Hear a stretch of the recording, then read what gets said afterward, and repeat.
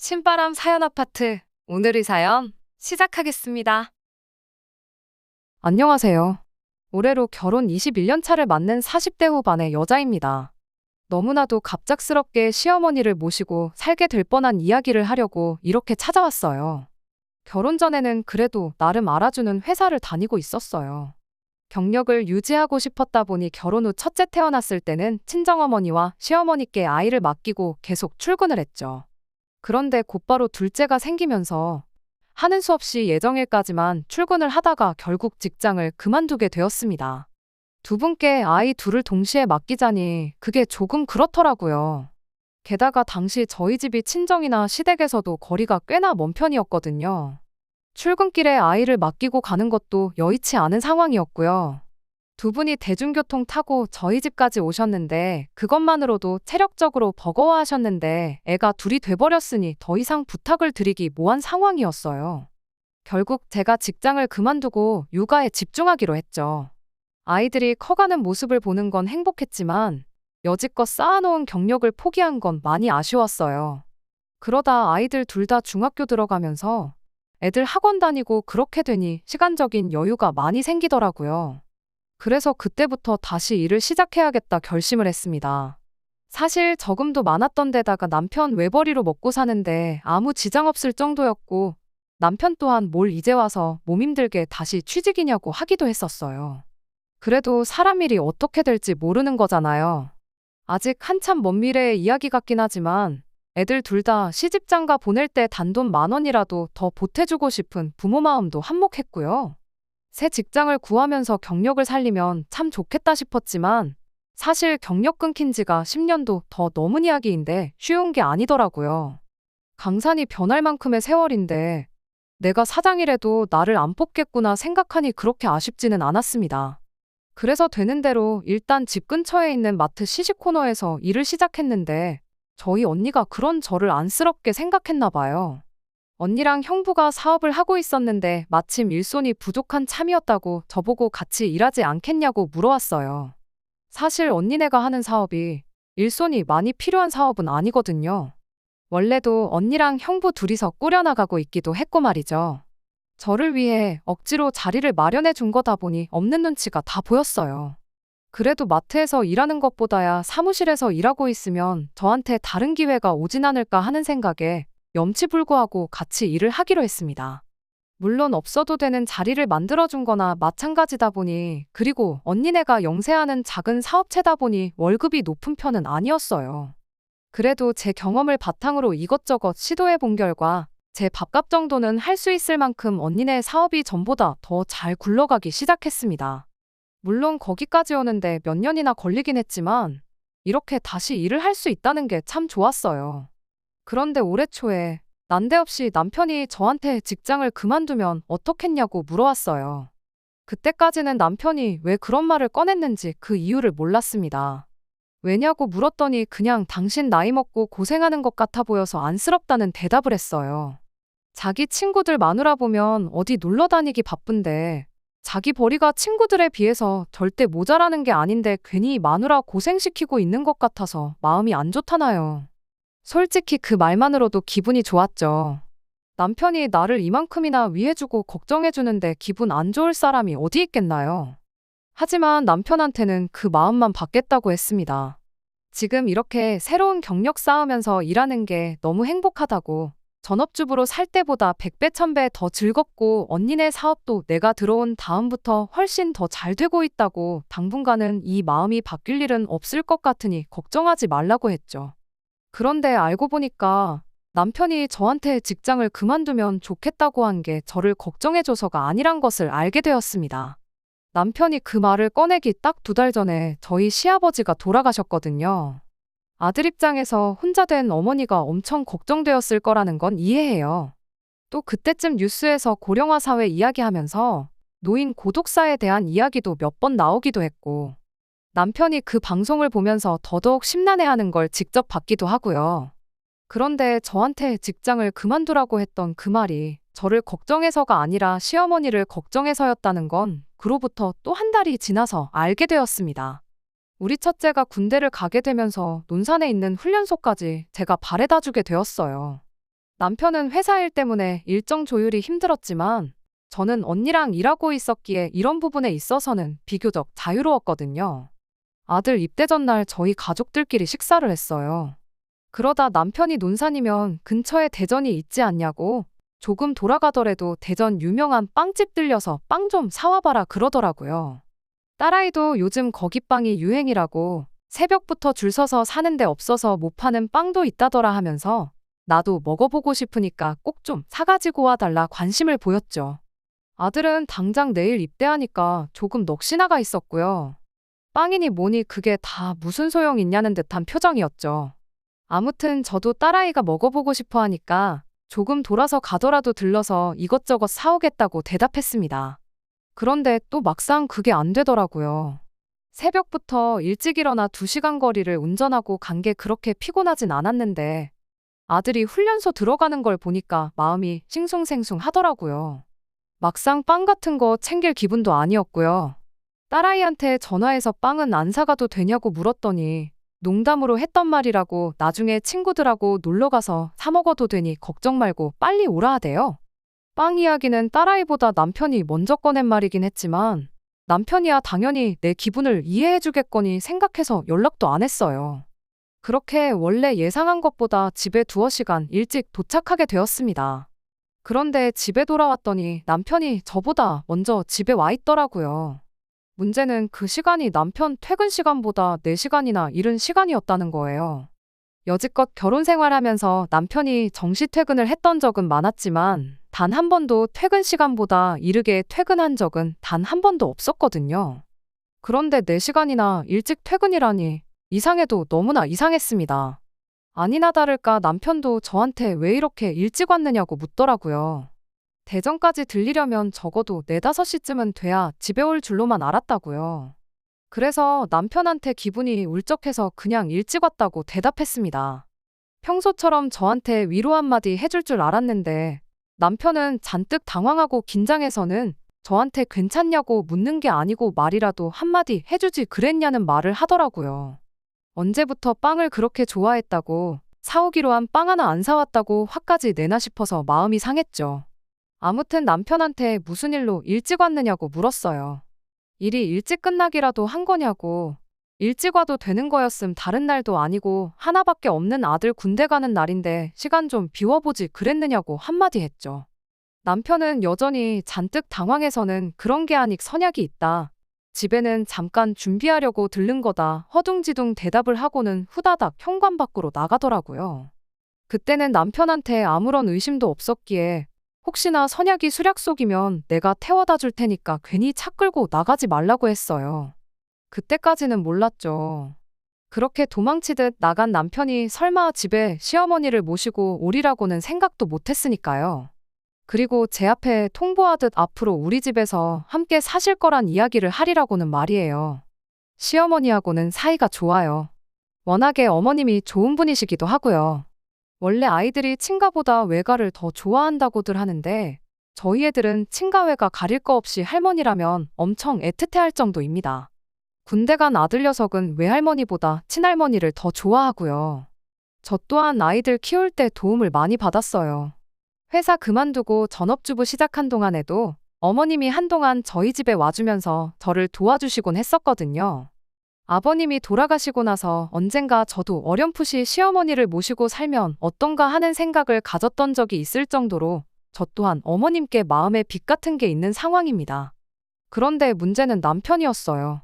어머님을 모시고 온 것도 같이 사는 것도 다 좋은데 가족들한테 상의 한마디 없이 모시고 왔다는 게 문제였지요.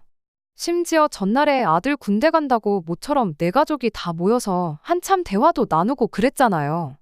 그런데 어떻게 그거에 관련된 말 한마디 없이 어떻게 하루아침에 시어머니를 집에 모시고 올 수 있는지 그리고 오늘부터 함께 살게 되었다고 통보를 할 수 있는지 싶었습니다. 아니나 다를까 아르바이트 마치고 집에 와 있던 딸이 이게 다 무슨 상황이냐고 묻더라고요. 남편은 네 오빠 군대 가면서 집에 방이 하나 비게 되지 않았느냐고 할머니가 그 방 쓰시면서 당분간 한 집에 지내면 좋을 것 같아 그랬다고 하더군요. 그때 어머님도 상황이 어떻게 돌아가고 있는 건지 어느 정도 눈치를 채셨나 봐요.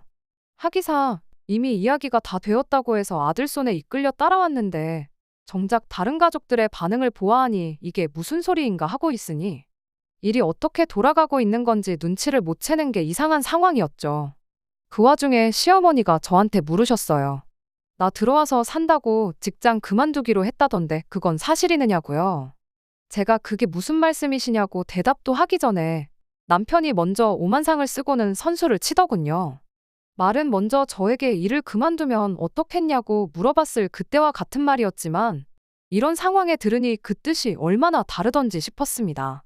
제가 걱정된다며 했던 거기 나가봐야 돈 얼마나 번다고 그러고 있느냐던 그 말은 사실 그냥 이참에 직장 그만두고 집에서 어머님이나 모시라는 소리였던 거예요. 친구 마누라들 놀러 다니는 이야기는 또 왜 꺼냈나 싶더라고요. 친구 마누라들도 시어머니 모시고 살면서 펑펑 놀러 나가고 있는 건지 다 물어보고 싶더라고요.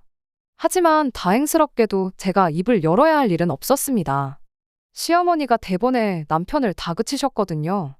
다 같이 살기를 원한다고 해서 따라왔더니 이건 완전히 말이 다르지 않냐고요. 알고 보니 애초에 어머님도 저희랑 같이 살 생각이 크게 없으셨답니다. 며느리 수발받고 살 생각은 더더욱이요. 남편이 어머님께 전하길 큰애 군대 가 있는 동안 저도 그렇고 딸아이도 그렇고 저도 직장까지 그만둬가면서 어머님과 같이 지내고 싶어 한다고 그러니 그때까지만이라도 같이 살아달라고 애걸복걸해서 모셔온 거라더라고요. 그런데 막상 집에 와서 보니 저도 그렇고 딸아이도 그렇고 난생 처음 듣는 이야기다 하는 반응을 보니 남편이 당신한테 거짓말을 하고 억지로 모셔왔다는 걸 알게 되신 거예요. 어머님이 딱 잘라 말했어요. 상황 보아하니 가족들끼리 사전에 합의된 것 같지가 않은데 당신 생각이 맞냐고요. 그제서야 남편이 자백을 하더라고요. 혼자 되신 어머니를 어떻게 가만 두고 보겠냐고요. 여전히 저희랑은 그 어떤 말 한마디 하지 않고 어차피 이렇게 된 거 잘 지내보자는 이야기를 꺼내더라고요. 어머님이 싫다고 내가 무슨 부귀영화를 누리겠다고 무슨 낯짝으로 며느리 멀쩡히 잘 다니고 있는 회사 그만두게 만들어서 수발을 받고 살겠냐고 하시더니 애초에 같이 살 생각일랑 없었으니 돌아가겠다고 다시 집에 데려다 달라고 하셨어요. 상황이 참 웃기게 돌아가고 있었죠. 어머님도 같이 살고 싶은 생각 없고 저희도 딱히 없는데 남편만 혼자 나서서 시어머니를 모시고 싶다고 하고 있는 상황이었으니 말이죠. 그 와중에 남편은 분위기 파악도 못하고 어머님께 그러더군요. 자기가 봐왔던 TV 프로에서 나온 노인 문제에 대해서 웃기 시작하더니 나중 가서는 고독사 이야기까지 꺼내더라고요. 여태까지 내가 이 자리에 올 수 있었던 건 어머니가 자기를 바른 길로 인도해 주시고 잘 키워주셨기에 그러는 건데 이번에 효도하면서 그 은혜를 갚고 싶다고 하면서 오신 김에 그냥 같이 살자고 어머님께 애처럼 조르기 시작하는 거 아니겠어요? 어머님도 남편의 발언에 어이가 없다는 듯 실소가 터져서는 한마디 하시더군요. 네 키워준 은혜를 왜 며느리한테 갚으라고 그러느냐고요. 내가 너를 키웠지 얘를 키웠냐고 한마디 하시니 남편이 거기다 대고 시어머니한테 자신있게 부부는 일심동체 아니겠냐고 대답을 하더라고요. 어머님은 대번에 남편한테 아주 말장난을 하고 있다고 입만 살아서 부모한테 해야 할 효도 마누라한테 떠넘기지 말고 네가 직접 해보라고 했어요. 당장에 회사 그만두고 와서 내 먹을 밥이고 내가 지낼 방 청소고 내가 입고 쓴 옷까지며 이부자리 빨래까지 네가 다 하라고요. 키워준 은혜는 너만 받았는데 애꿎은 애 고생시키지 말고 말이 그렇게 쉬우면 네가 직접 하라고 하시더군요. 남편이 대번에 자기는 집안 가장으로서 돈을 벌어와야 해서 안 된다고 하더라고요. 거기에 또 어머님이 한마디 해주셨지요. 네 아빠 죽으면서 남기고 간 돈도 꽤 되고 죽기 전에 모아놓은 것도 상당하다고요. 평생 먹고 살 걱정 없게 해줄 테니 어디 한번 네가 모셔봐라 한마디 하시고는 저랑 딸아이한테도 다시 의견을 물어봐 주셨어요. 당신 수발 드는 걸 비롯해 어머님과 관련된 모든 것들은 남편이 회사 그만두고 와서 하는 걸로 하자고요. 그렇게 하면 니들도 불만 없지 않겠냐고 물으셨는데 저랑 딸아이가 약속이라도 한 듯이 동시에 그러자고 대답을 했어요. 그랬더니 남편 표정이 순식간에 안 좋아지더라고요. 어머님이 순간 그걸 캐치해서는 왜 그러냐고 하기 싫으냐고 했더니 남편이 우물쭈물하면서 대답하길 내가 뭐 밥을 할 줄 아는 것도 아니고 집안일을 더 잘하는 사람이 있는데 굳이 내가 해야 하느냐 이러고 있더라고요. 어머님은 또 남편한테 한마디 해주셨어요. 니도 어려워서 못하는 걸 왜 남한테 시키느냐고요. 니가 진짜 이 애미가 걱정돼서 모시고 살고 싶걸랑 직접 모실 자신 있을 때 와서 같이 살자고 하라 하셨어요. 오늘은 이미 시간이 늦었으니 하루는 자고 가겠는데 내일 날 박는 대로 집에 돌아가겠다 하셨고요. 그날은 같이 외식을 했는데 남편 말 한마디 못하고 있는 꼴을 보니까 어머님 덕분에 속이 다 후련하더라고요. 아침 박자마자 어머님 댁까지 제가 모셔다 드렸어요. 어차피 직장까지 방향이 비슷해서 어려울 게 없었습니다. 어머님이 저한테 대뜸 사과부터 하시더라고요.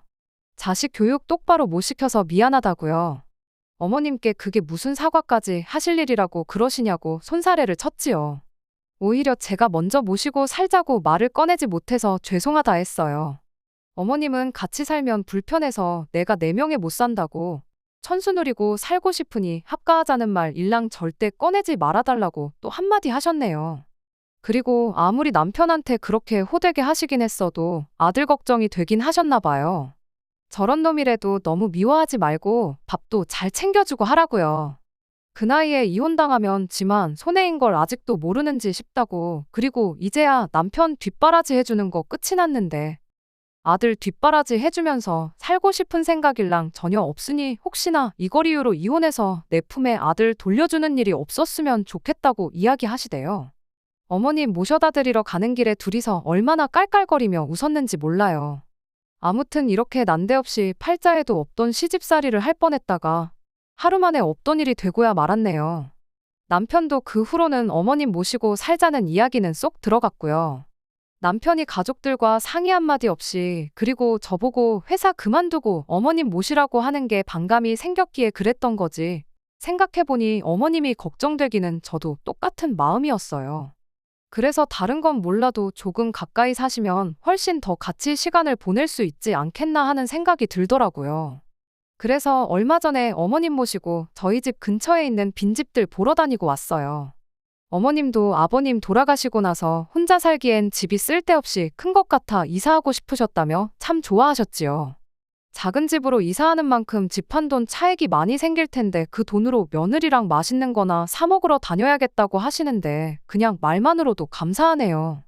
여기에 사연 보내시는 분들 중 합가하자는 시어머니 때문에 고생들 하시는 분들이 꽤나 계시던데 저는 합가 생각 없는 시어머니 억지로 합가시키려던 남편 때문에 고생했던 게 돌이켜보니 재미있는 추억이라서 이렇게 사연 보내봤어요. 앞으로도 저희 가족들 이렇게 사이좋게 잘 지냈으면 참 좋겠습니다. 두 번째 사연 시작합니다. 안녕하세요. 결혼한 지 햇수로는 2년 차고 이제 1년 반 지나가는 20대 후반 여성입니다. 작년에 시댁에서 김장날 있었던 이야기를 해보려고 이렇게 제 사연을 적어보내게 되었습니다. 10월에 날씨가 이렇게 따뜻했던 적이 있나 싶어요. 이래가지고 김장이나 할 수 있겠나 싶었죠. 저희 시댁 전통이 11월 오면 무조건 김장을 하는 거였거든요. 그런데 너무 날이 따뜻하면 김치가 빨리 익어서 맛이 없다잖아요. 그래서 얼마 전에 시댁에 전화드렸어요. 날씨가 이래서 11월에 김장이나 하겠냐고요. 그랬더니 시어머니가 그러시더라고요. 올해부터는 김장 안 하기로 했다고요. 왜 갑자기 그러시냐 했더니 저 때문이라고 하시는데 작년 일 기억 안 나냐고 하면서 이런저런 이야기를 해주시는데 이걸 사연으로 적어보면 재미있을 것 같아서 한번 보내보게 되었어요. 다른 건 몰라도 남편이 김치에 대해서만큼은 엄청 깐깐한 편이었어요. 연애할 때부터 어디 식당에만 가면 가장 먼저 하는 게 김치맛부터 보는 거였습니다. 암만 인터넷에 맛집이라고 소문난 그런 곳을 가더라도 김치가 자기 마음에 안 들면 그 식당은 두 번 다시 가지 않을 만큼 김치에 까다로운 사람이었지요. 이따금씩 왜 저러나 싶을 만큼 김치에 대한 사랑이 남다른 남편이었는데 그 이유를 결혼하고 나서 알게 되었어요. 시댁 김치에 엄청난 자부심을 가지고 있었거든요. 제가 뭐 대장금도 아니고 미각이 그렇게 뛰어난 사람은 아닌데 솔직히 저도 맛있는 김치, 맛없는 김치 정도는 구분할 수 있지만 제 입에는 김치 맛이 어느 정도 수준을 넘어가면 솔직히 다 거기서 거기라고 생각하거든요. 그리고 제가 느끼기에 시댁김치는 그냥 평범하게 맛있는 김장김치 그 이상도 그 이하도 아니었어요. 일전에는 남편이 시댁에서 인연 숙성시켰다는 묵은지를 가져왔었습니다.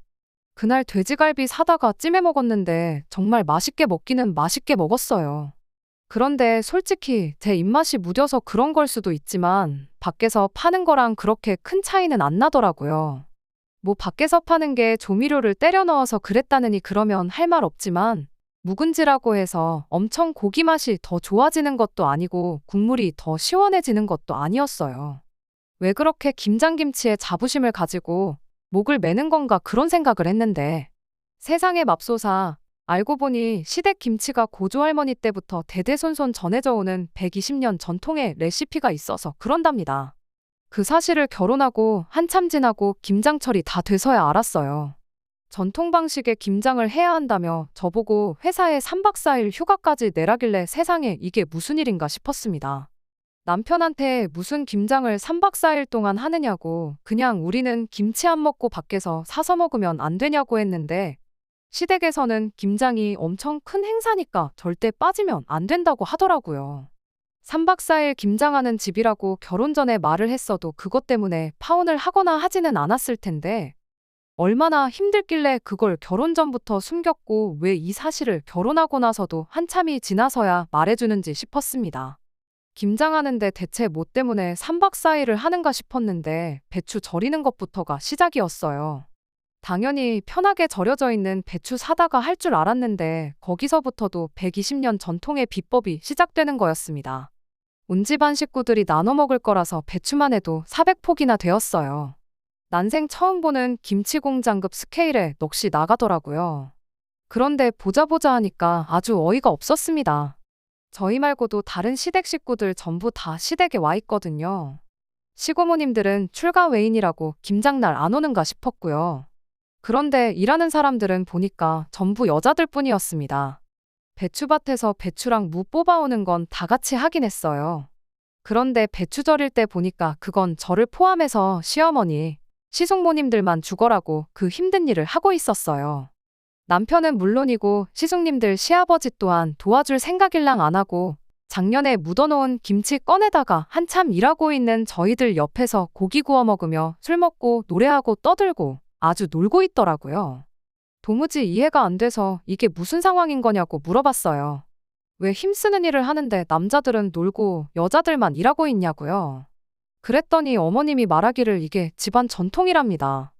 이 집구석 김장 레시피는 대대로 며느리들이 물려받아 왔다고 다음에는 제가 물려받게 되는 거니 처음이라고 해서 대충 할 생각 말고 똑바로 보고 배우라 하시대요. 아니, 그런데 도무지 이해가 가지를 않더라고요. 레시피를 며느리들이 이어받는 거야 그렇다 쳐도 배추 절이는데 레시피가 뭐가 필요해요. 김치속이라면 또 모를까.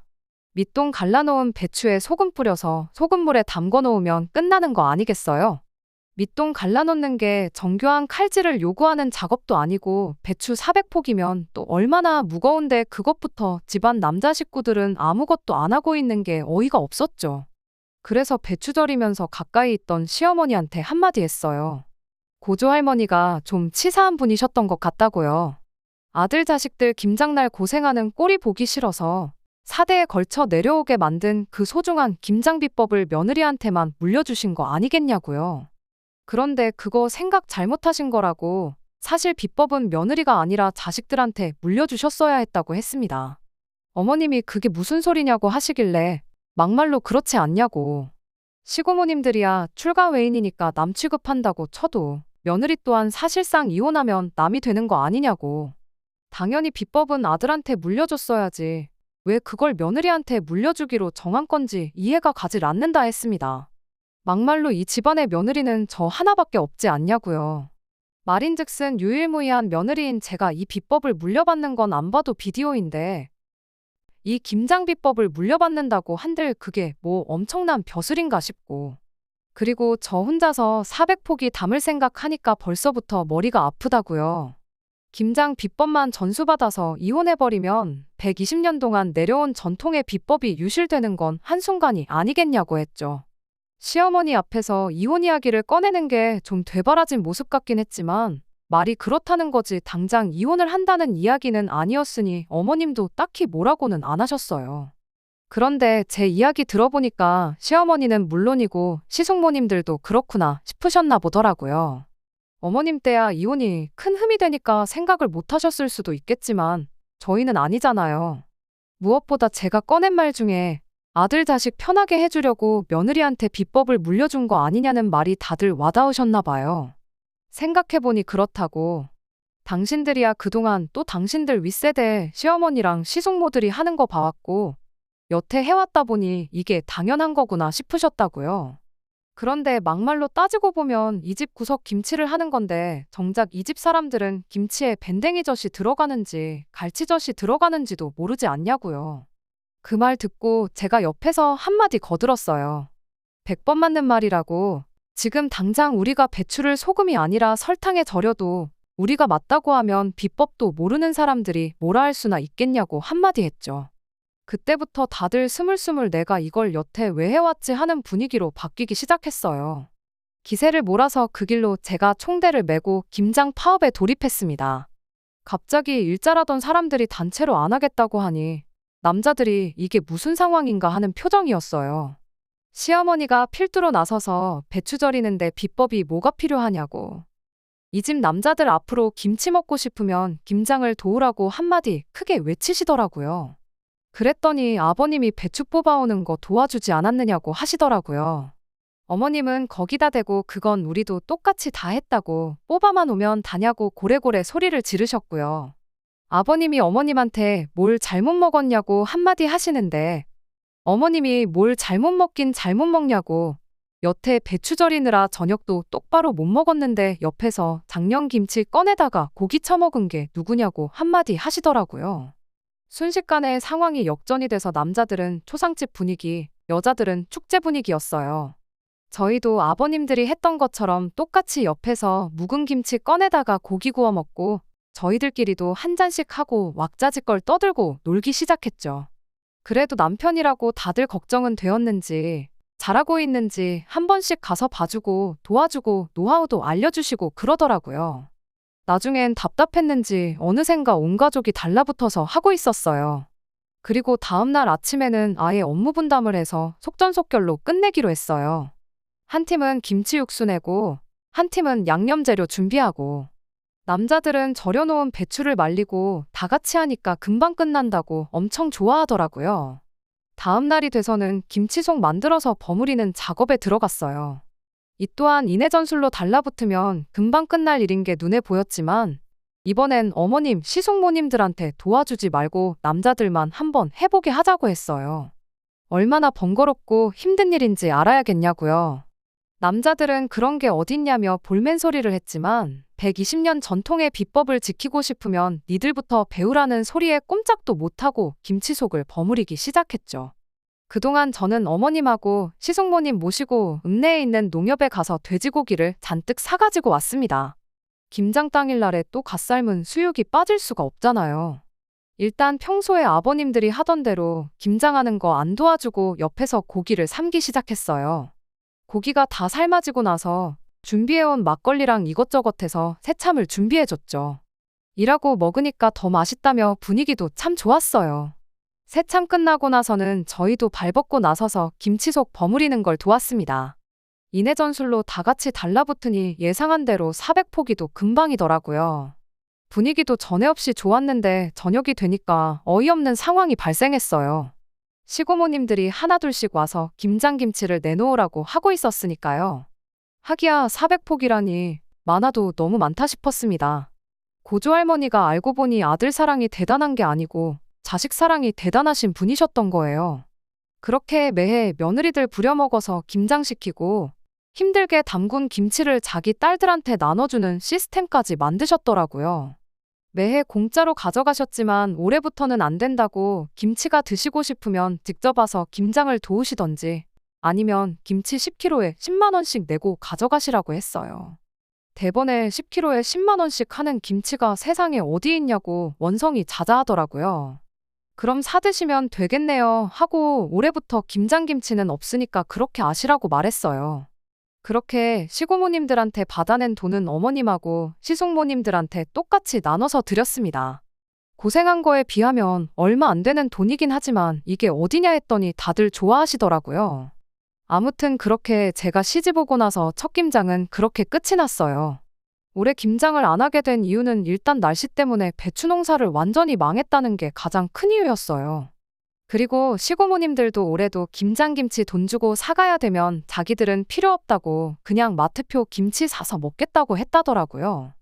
아버님들도 당장 그날에는 즐겁게 하시는 척 했지만 엄청 고생하셔서 그랬나 올해는 그렇게 고생하기 싫다고 하셨다더라고요. 배추도 직접 기른 배추가 아니다 보니 뭔가 그동안 먹던 김치 느낌이 아닐 것 같다고 올해는 그렇게 김장을 안 하기로 했다는 겁니다. 날씨도 날씨 나름이고요. 120년 동안 한 해도 빠짐없이 했던 김장인데 이렇게 쉽게 안 해도 되는 거였으면 왜 그렇게 며느리를 부려먹어서 꾸역꾸역 했는지 싶네요. 내년 되면 또 어떻게 나오실란지는 모르겠지만 내년에도 호락호락 해드릴 용의가 없네요. 시어머니도 내년에도 잘 부탁한다고 농담처럼 한마디 해주셨고요. 그냥 김장철도 다가오고 해서 지난 이야기지만 한번 이렇게 꺼내보았습니다. 혹시나 여러분들 중에 집에서 직접 김치를 담그시는데 집안 식구 누구든 간에 일손 한번 안 보태고 김치만 먹으려고 하면 따끔하게 한마디 해주세요. 안 도와주면 국물도 없다고요. 끝까지 들어주셔서 감사합니다. 오늘의 사연은 여기까지입니다. 구독과 좋아요, 알람 설정 부탁드리고 더 좋은 사연으로 다시 찾아뵙겠습니다. 감사합니다.